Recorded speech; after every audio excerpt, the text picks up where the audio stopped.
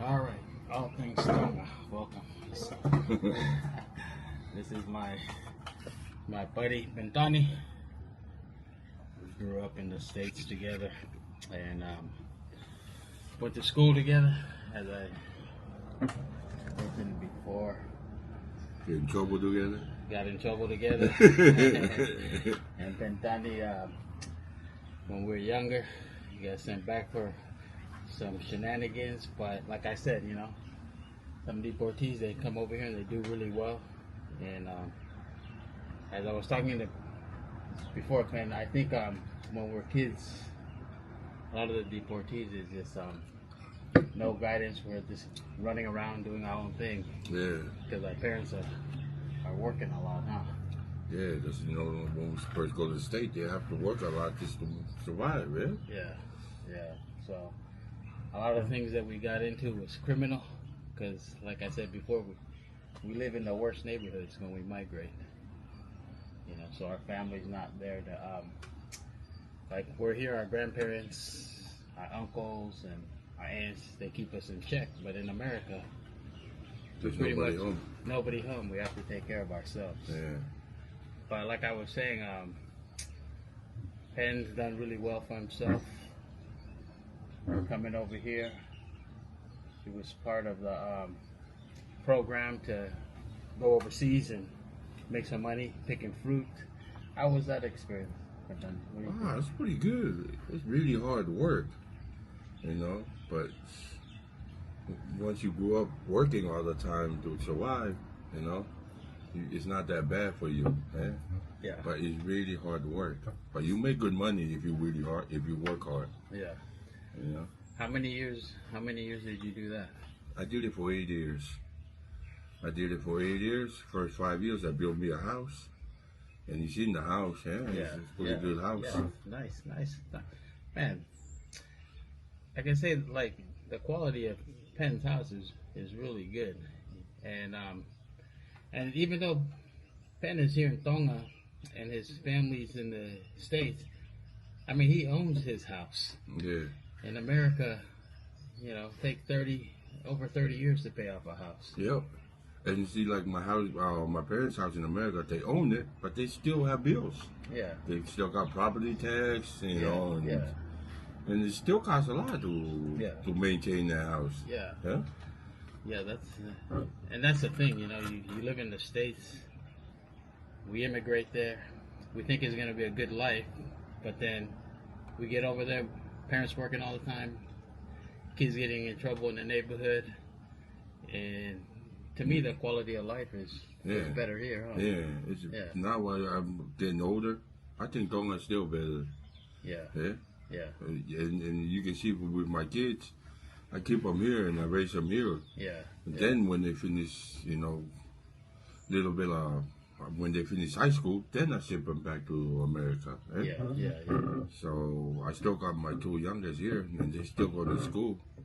And now they don't want to go back to America. Yeah. You know, they don't want to go there. Yeah. Because they see now you know, my other daughter's up there. She's getting the same treatment when we were getting, you know. Grandparents working all the time. Yeah. And nobody to raise her really well, you know, even though she get what she want. Yeah. But she still need adults. Yeah. You know. That is that's why every year when I come back, I see Penn. He just every year he elevates himself, you know, has a house. Now we has a bus in the back, runs the kids back and forth, and then you know, you become a respected member of the community here because we have structure. Yeah. And you work for it, and you work hard for it, and then everybody give you respect now. Yeah. You know, because you got most Tongans, you know, people here that they own things, but they know it. Eh? They know it to pay for it. They have big houses like mine, but they still pay mortgage. You know, they got 40 years of mortgage. It's just like in the state. Yeah. So, you know, like one of the guys here, he's a doctor in Tupamotu. He's a good guy. But he always tell me sometimes, he said, man, I went to school you know, he got a nice house. Don't get me wrong, he got a nice house, but he got a loan to it for it. Yeah, yeah. You know, and me, I'm done. I don't have a loan. I don't owe nobody nothing. You know, I own my own house. Yeah, yeah. And I own my own bus. And you see, I got my own tractor too. Yeah, yeah. You know, so. Yeah. So that's the thing. What I was talking about, you know, like deportees get a bad stigma. Yeah. You know, but again, it's just the circumstances that we're raised in the States that you know. We in that bad area, so we get used to doing bad things. We think it was just normal, you know, but we didn't find out till later when we were breaking the laws now, you know. But when we were kids, breaking laws like it's some fun to do, yeah. I mean, we're just hustling, you know? Yeah. Just hustling to survive because back in the States, you know, nobody gives us any money or anything. You know, and nobody wants to hire us either. Yeah. You know, so we just have to rely on our own wit to be able to survive over there. But I'm really proud of this guy. Does good all the time, you know, and yeah, his hard work has paid off. So as far as Tonga goes and the deportees, like I said, there are some that are straight criminals, you know? But there's also a lot of them, most of them straighten out. Yeah, because you were deported, so yeah, the majority of deportees that I know do real well in Tonga. They contribute to the society and certainly contribute to the economy as far as farming goes. So Ben's a farmer now, you know, besides the other stuff. He does farming, and I'm looking forward to seeing his progress in that area. If you get a chance, I'll show you that video as well. So nice, my little pen. And I got beach land too, so if anybody got one to produce something. Yeah, he's got some beach property too. We're gonna check that out too. In fact, if you want to invest, his property is. My dad was born during World War II, and he was actually born in a cave in Tonga. I'll tell you a little bit about that history later on, perhaps when we get over there. It's a long story, but yeah, he's up in Fuamotu. That's where he calls home. That's where he calls home. That's where my mom and my father actually is from, that area. And Ben just got married last year, huh? Yeah. Yeah. Wow. Married one of my relatives too. She's a good woman. Keeping him in check, and that's what we need. Yeah. You know, stay out of trouble. But I love them, man. Hopefully I'll make the permanent move here in a couple of years, but that's why I'm doing a lot of the things that I'm doing right now. Yeah, because when you come and you used to working every day in the state, if you put that effort to Tonga, you'll be a rich man in Tonga. If you work, it just at least working 8 hours a day in Tonga, you know? Yeah. You'll be okay. Yeah. What I do like about Tonga is really the lifestyle. Yeah. You know, I mean, it's just nice and relaxed and easy. And the nice thing about being with your people is that they understand your mentality, your culture. You know, you're not in the West where people don't understand us, you know, and they don't understand some of the things that we do. But in Tonga, everybody's Tongan. But we have our own ideas of things too that sometimes could use a little help. Yeah. Especially when it comes to working your property, your land. You just turn your land into make some money off your land. Yeah. What? So when you see the land in Fuamotu, And what do you think? Like, is the majority of land owned there from people overseas, or? Yeah, a lot of it. No, probably close to half. Uh-huh. Half of the land in Formosa is from they live in overseas. Yeah.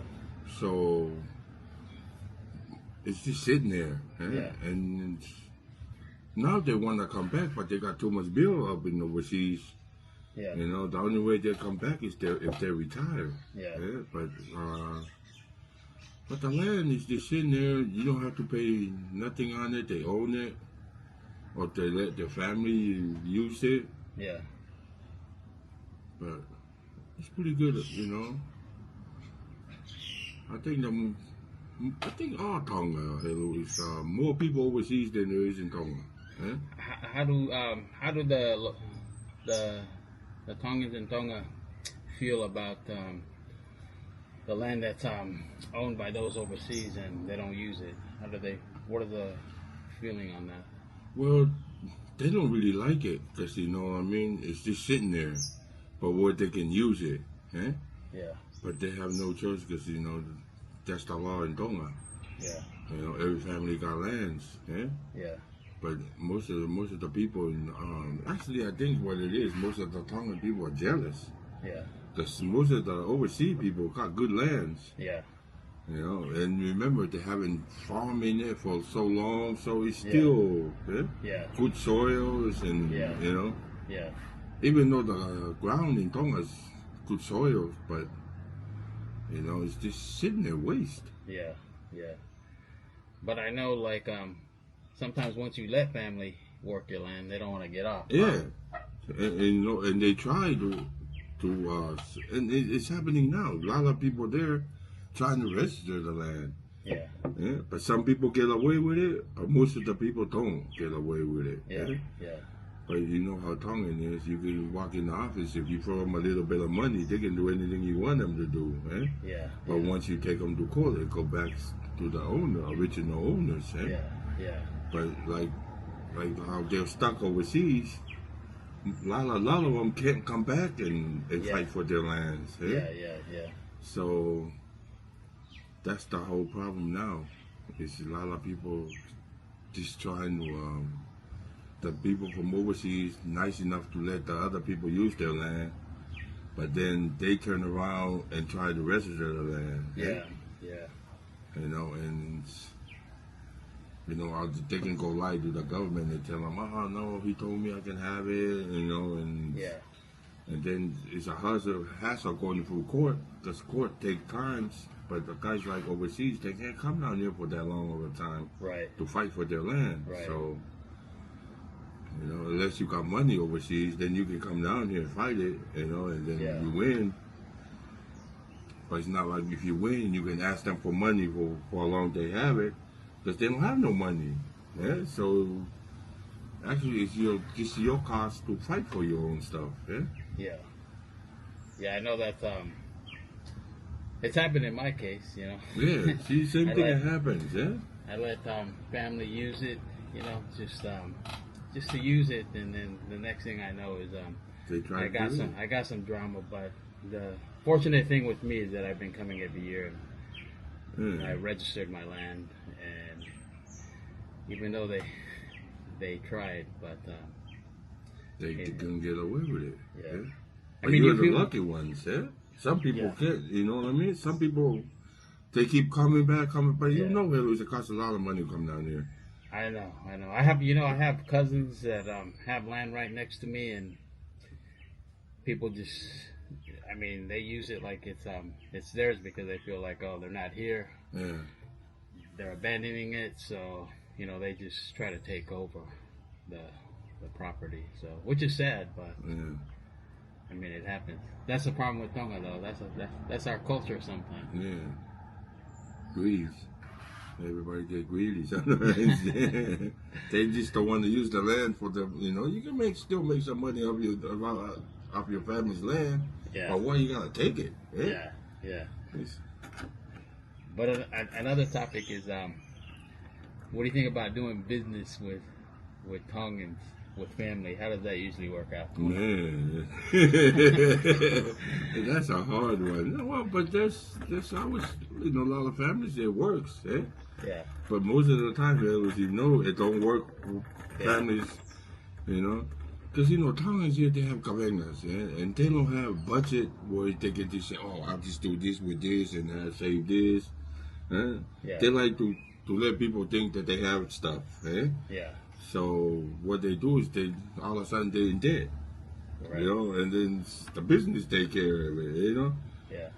Even though they're only making a couple of thousand a month, they want to act like they're making over 10,000 a month. Right. So that's the main thing about Tonga. If they don't want to, they can't budget what they have, even though you're still doing good. Yeah. And they just want to throw a lot of money out there to make everybody think you're making a lot of money, Yeah. And then all of a sudden the business go down, Yeah. And then the one that always pays for it and loses out is the family from America or New Zealand or Australia. They're sending money to help the family and hopefully start a business, but the owner of the business. Because remember, you guys own the business, but you guys are not here. You let them run it. But you know what I mean? They're supposed to look after the business just to save a little bit so the business keep going, Yeah. But they spend all the money, then the business dies, and then you have to come back and then we finance everything and Yeah. See, that's the only thing in Tonga. They don't have budget, to see, oh man, I just, just spend this, save this for rainy days, Yeah. No, they like to go all out and then whatever happened tomorrow happens, Day by day. That's the thing about Tonga. They have a culture where there's a saying in the Bible like this: live like the Epicureans, live for today, and then tomorrow. Yeah, whatever happens. Yeah, that's the one thing about Tonga. Because remember, Tonga is not used to like the state. You pay rent, and, if you don't, you get kicked out. Over here, you own your land, you own your house. Yeah. You don't have to pay nothing, and nobody can kick you out. But it's hard, when you really look at it. But when we come from overseas, we know it's gonna happen. Yeah. We already looked at it and said, "Oh man, if I do bad next month, I'm gonna lose everything." Yeah. But these guys. And one more thing about business is, Tongan people worry about what the other next guy's looking at you. If you notice the Chinese, the Chinese now, that's why they're doing so good. Because if they start a business, and if it's not making money, they stop. Right. You know what I mean? They just stop right away and do some other business. Right. Tongans, no. They keep going even though it's coming out of their pockets and selling this to make the business going. They're embarrassed because they don't want the neighbors to see that their business closed down. Even though it's not making any money, they call their family in the state or Australia. Hey, send me a little bit of money. My business is going low. But they always just stop that kind of business so you can turn into a different business. But Tongans don't. They just keep going until they all have no more money at all. And you can see the Chinese, they have falekoloa. Yeah. And if it doesn't work, they all of a sudden, in 1 week, they switch it over to a store. Yeah. They do it like that, Yeah. I do like the work ethic of the Chinese. They work hard and they work together too. Yeah, they do. They work together. See, I went to Hawaii. Hawaii got like maybe 50 Chinese stores. Only 2 owners. They own all of them. Yeah. I mean, but they got 50 of them, Yeah. It's like, in Hawaii now they have no Tonga stores. Yeah, they have a monopoly. They barely have. I think in Kalafa'o there's only one Tongan store that I see. Yeah. In my area. Yeah. See, Hawaii don't have none. Yeah. Vanuatu don't have none. Yeah. We don't have no Tongan store. And if you see every town, there's all Chinese. Because they work together. And they work together, and then they keep the prices low. That's what I see. Yeah. They're not trying to trying to gouge you, you know, trying to get as much money out of you as possible. Yeah. You know? And the service is really great, Eddie. Yeah. It's just like just use a Tongan store, eh? And if you come over there and say, hey, you know, she's sitting in her house, she don't stay in the store, eh? Yeah. And then he said, can I get some matches? You know, she'll say, no, we don't have none. Even though she got a bunch of matches in there, but she don't want to walk all the way to the store to give you your matches, right? Yeah, yeah. Chinese, as soon as you stop at the door, can I help you? Eh? Yeah, yeah. They're right there. They'll take 5 cents, 10 cents, whatever. Eh? Yeah. Yeah. Tongans, nah, you just gotta buy a lot, then they're, yeah? Yeah, I don't think Tongan people are made to run stores because, Yeah. you know, a lot of times we're faga pico pico, you know what I mean? Most times, yeah. I think what it is like how I went on a picking fruit program, yeah. I think the Tongans here need to go overseas and work a little bit so they know how, you know what I mean, how work is, Right, you know, right. how life really is. Right. You know, most Tongans here, they just sit home, you know, they got families overseas, and that's how they do it with, man, I need my power pay. Yeah. You know what I mean? Can you please send me a box of chicken? You know? Right. They don't want to go work, hello. Right, right. You know, there's a lot of job here. There's a lot of money here to be made, but they don't want to go work. I know there is a lot of opportunities in Tonga. I mean, Yeah. people think that you have to go overseas to make money, but there really is some opportunity. Yeah, there's a lot. Yeah. There's a lot of opportunity here. And you're just sitting there, you know what I mean? Yeah. Like the Tongans are taking lawanga or make, you know, Tongan stuff, sell there. Right. But most of them don't, hello. Yeah. You know, they just want to eat, sleep. Yeah. Live day by day. Yeah. The Tongan lifestyle. But Which that's- some sense is good, but then some sense Some things is not. Yeah. You know what I mean? yeah. How with all this cruise ship stuff, how's that working out for you? And how does that work out? It's pretty good. Yeah. Yeah. Actually, it really helps because, you know, you make, to me, is a lot of buses here, they complain a lot. Eh? But you can get a whole day crew if you take the island tour for $600, $700 a tour. Right. The most you put in gas here is probably $50. Right.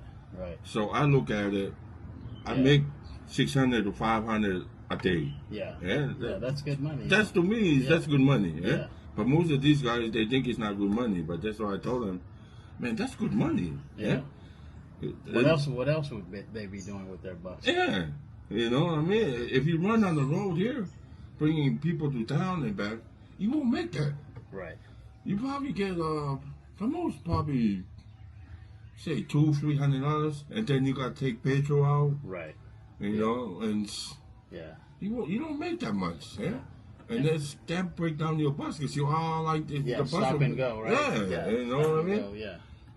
To me, it's pretty good money when you got a cruise coming in. You know. How do they how do they work out hiring your bus? How does that work? Well, they got guys over here like Ian Jones. They have you know, a lot of ship. They connect with the ship. So they, you know, they tell them, you know, the ship set it up, how many people will take an island tour and half a tour. Right. And some people just want to go swimming. Right. And some people, they just want to go eat. Right. Yeah. But it's all different kind of tours, yeah? And some people just go snorkeling and little diving around, look at the Right. ocean. Right. Yeah, but it's like half tours, $300. And it's only take 3, maybe top 4 hours Right. a day. Right. So actually, you can run 2 half tours a day, right? Yeah. And some people, they just go out to a beach, leave them there for about 2-3 hours. They just want to sit there and go swimming, Yeah. you know, and see how Tongans, you know, like climb a coconut trees and have a little snacks, Yeah. Tongan stuff, Right. like coconuts, or have if mango season, mangoes, and lassi, Yeah. They just eat a little bit of that and stay at the beach for about 2-3 hours. Nice. Yeah. Yeah. No, it's I was wondering because I know that Tonga, as far as cruises go, there's been a big increase in cruises. So how many buses or how many ships come a year? You know the number on that? Not really, but it's average about, like right now, maybe once a month. Right. Yeah. But when it get down to like October, November, December, maybe two a month. Yeah. Yeah. So it's not bad. Yeah. Well, I know it's a lot. The number's a lot more than it was in the past. Yeah. I think last time I was here, within a couple weeks, there was 3 or 4 cruise ships. Yeah. You know, landing.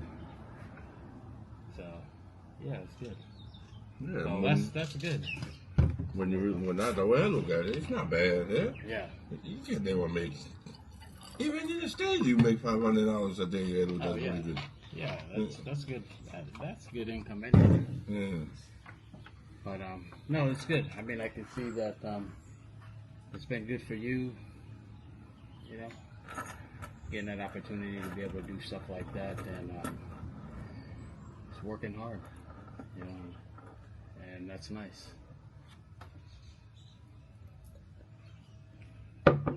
Well, that is my interview with my friend Bentani. We're gonna hopefully take a tour of some of his farming stuff, and then maybe I even get to show you his home that he's built, all paid for those Tongans in the United States, different parts, just grinding every day, working.